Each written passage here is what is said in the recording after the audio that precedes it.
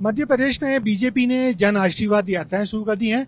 5 अलग अलग रूट पर जन आशीर्वाद यात्राएं निकल पड़ी हैं और इन यात्राओं में तमाम बड़े लीडर्स आ रहे हैं। हमारे साथ हैं बीडी शर्मा, बीजेपी के प्रदेश अध्यक्ष, जो स्वयं एक यात्रा में शामिल होने के लिए नीमच जा रहे हैं। बीडी भाई, जो ये यात्राएं हैं, जैसे कल एक पहली यात्रा शुरू हुई, दूसरी है, तो इन यात्राओं के पीछे क्या सोच रही है?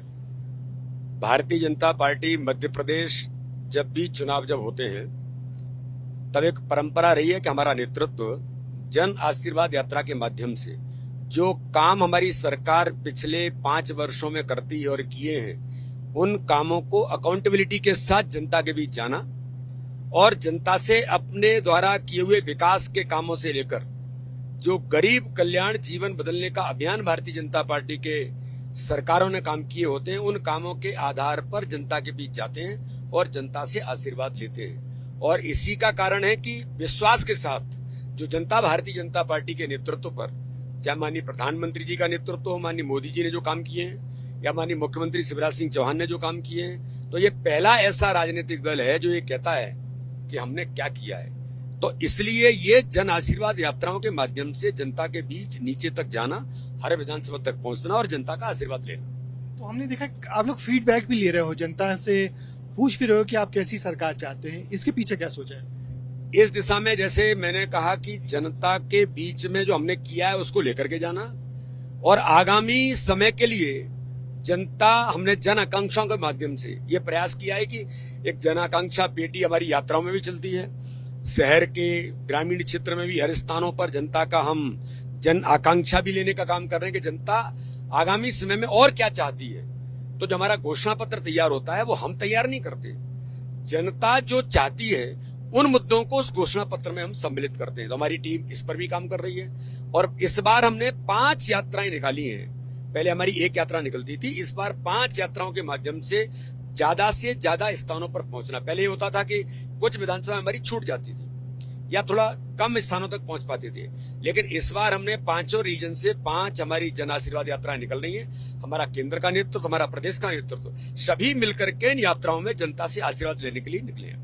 अगर आपकी पार्टी के कुछ नेता जन आशीर्वाद यात्रा में शामिल नहीं किए जाने से नाराज भी हो उमा जी के नाम, तो उनका बयान तो आ ही गया है। नहीं, ऐसा नहीं है। ये कभी मुझे लगता है हम सब मनुष्यों का संगठन है, तो कभी कोई ऐसी चीजें हो सकती हैं, लेकिन चाहे श्रद्धेय उमा जी हों या हमारा वरिष्ठ नेतृत्व है, भारतीय जनता पार्टी को उनका स्नेह और आशीर्वाद हमेशा से मिला है और आज भी उनका आशीर्वाद है। और मुझे लगता है कि ऐसी कोई विशेष बातें नहीं है, सामान्य तौर पर कोई बात हो सकती है, लेकिन उन्होंने हमेशा पार्टी को ताकत दी है और आज हम सब लोग उनके स्नेह आशीर्वाद से आगे बढ़ने का भी काम कर रहे हैं। ये जो पहली सूची भाजपा ने पहली दफा किया है कि चुनाव की तारीखों के ऐलान के पहले पहली सूची आ गई, जब सूची आई तो उसमें बहुत कुछ जगहों पे विरोध भी हुआ, अब क्या स्टेटस है? ब्रिजेश जी, अगर आप देखेंगे किसी राजनीतिक दल में जो सत्ता में केंद्र से लेकर के राज्य से लेकर के पंच सरपंच तक दुनिया का सबसे बड़ा राजनीतिक दल जिसके करोड़ों करोड़ सदस्य हों, वहां इतने महापूर्व भारतीय राजनीति के इतिहास में भारतीय जनता पार्टी ने पहली बार इतने समय पूर्व प्रत्याशियों का डिक्लेरेशन किया। ये तभी हो सकता है जब आपको अपने ऊपर कॉन्फिडेंस हो। माननीय अमित शाह जी के नेतृत्व में जिस प्रकार से मध्य प्रदेश के सभी कार्यकर्ताओं ने मिलकर के माननीय प्रधानमंत्री के आशीर्वाद से जब ये तैयारी की और हमने 39 कैंडिडेट घोषित किए, ये विरोध नाम की कोई चीज नहीं है। किसी कार्यकर्ता के अपने मन की कोई बात है, अगर वो कहता है तो उसका स्थान है, हमारे यहाँ पद्धति है। तो इसलिए अपनी बात को कहना, इसको विरोध नहीं कहा जाता। मैं बड़े गर्व के साथ कहता हूं कि भारतीय जनता पार्टी का ही कार्यकर्ता कर सकता है कि इतने माह पूर्व टिकट का वितरण होना और किसी प्रकार की कोई ऐसा विरोध नहीं होना, ये भाजपा में ही हो सकता है। भारतीय जनता पार्टी के कार्यकर्ताओं ने ये करके दिखाया कि अगर हमारे नेतृत्व ने निर्णय लिया है तो उसकी स्वीकारोक्ति के साथ हम काम करेंगे और एक अच्छा निर्णय जिसका परिणाम यह है कि आज हमारे कार्यकर्ता बूथ बूथ पर, हमारा प्रयास है कि हमारा प्रत्याशी कोई बूथ न छूटे, तो उस काम में जुट गए और हम ऐतिहासिक बहुमत के साथ जो 39 आए हैं उनमें हम अच्छे बहुमत के साथ जीत रहे हैं। ये जो इस बार का चुनाव है, आपने पहले पिछला चुनाव भी देखा था, उसके पहले भी चुनाव देखा, मगर इस बार मध्य प्रदेश के विधानसभा चुनाव में बीजेपी क्या चुनौती बांध रही है? क्या 20 साल की एंटी इनकम्बेंसी? देखिए, एंटी इनकम्बेंसी ब्रिजेश जी वहां होती है जहां सरकारें काम नहीं करती। आज देश के अंदर, प्रदेश के अंदर भारतीय जनता पार्टी की सरकार ने जो काम किया, मैं तो आपसे कहना चाहता हूं, आपने तो देखा है मध्य प्रदेश को और इतने चुनाव आपने देखे हैं। मध्य प्रदेश के अंदर विकास जो 2003 का मध्य प्रदेश था, जो मिस्टर बंटा ढार, दिग्विजय सिंह के नेतृत्व में कांग्रेस का दुरावस्था का दौर था, उसके बाद मध्य प्रदेश में सरकार बनी। सरकार बनने के बाद माननीय शिवराज सिंह चौहान ने जो विकास, आज आइडियली मध्य प्रदेश के अंदर मध्य प्रदेश विकास का एक मॉडल बना है। सड़क, बिजली, पानी से छोड़ करके हर गरीब के साथ खड़े होकर संबल देने का काम अगर किसी ने किया है तो भारतीय जनता पार्टी की सरकार और माननीय प्रधानमंत्री मोदी जी के नेतृत्व में आज गरीबों का जीवन बदलने का अभियान है। आज आप देखेंगे कि मध्य प्रदेश में सिंचाई में पहले 7 लाख हेक्टेयर सिंचाई होती थी, हमारी सरकार ने आज 45 लाख हेक्टेयर सिंचाई, और माननीय प्रधानमंत्री मोदी जी ने तो कैन बेतवा लिंक परियोजनाएं 44,605 करोड़ की बुंदेलखंड को देकर के सौगात बजट में आ गया।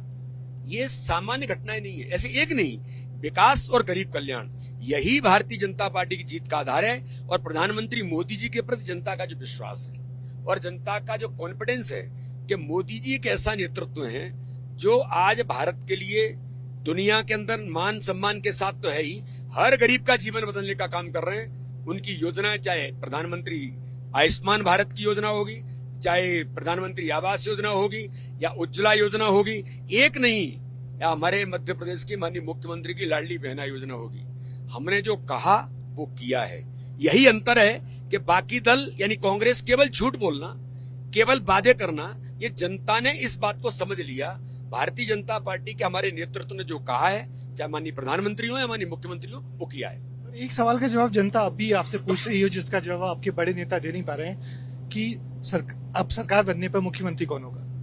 देखिए, भारतीय जनता पार्टी में एक सामूहिक नेतृत्व है और आज माननीय शिवराज सिंह चौहान हमारे मुख्यमंत्री हैं और एक ऐसे मुख्यमंत्री हैं जो भारत के अंदर सर्वाधिक समय तक रहने वाले मुख्यमंत्री हैं। और आज उनके नेतृत्व में जिस प्रकार से काम मध्य प्रदेश के अंदर हुआ है, माननीय प्रधानमंत्री जी के आशीर्वाद से उन्होंने जो मध्य प्रदेश की जनता के लिए जो काम किया है, इसलिए मैं ऐसा मानता हूं कि आज के समय में भारतीय जनता पार्टी के नेतृत्व के प्रति, चाहे केंद्र के अंदर मोदी जी के प्रति होगा, मध्य प्रदेश के अंदर मोदी जी के प्रति सम्मान जनता का है, या फिर माननीय मुख्यमंत्री शिवराज सिंह चौहान के प्रति जो भाव है, यही हमारे नेतृत्व के प्रति विश्वास है। इसलिए ये कोई प्रश्न ही नहीं है। इस दिशा में माननीय प्रधानमंत्री जी हमारे मुख्यमंत्री के नेतृत्व में आज जो चुनाव मध्य प्रदेश का 2023 के चुनाव में हम आगे बढ़ रहे हैं, मुझे तो पूर्ण विश्वास है कि प्रचंड बहुमत के साथ मध्य प्रदेश इस बार इतिहास बनाएगा। ये थे बीजेपी के प्रदेश अध्यक्ष BD शर्मा, जिनका दावा है कि बीजेपी इस बार गरीब कल्याण को लेके चुनाव मैदान में उतर रही है और इस बार बीजेपी प्रचंड बहुमत से जीतेगी। उमा भारती की नाराजगी पर भी उन्होंने जवाब दिया और मुख्यमंत्री कौन होगा इसका जवाब भी उन्होंने बहुत बेहतर तरीके से दिया। मगर जन आशीर्वाद यात्राएं बीजेपी के पक्ष में एक माहौल तैयार कर रही हैं, ये BD शर्मा जी का दावा है। कैमरामैन हुमैन के साथ ब्रजेश राजपूत, AVP न्यूज, भोपाल।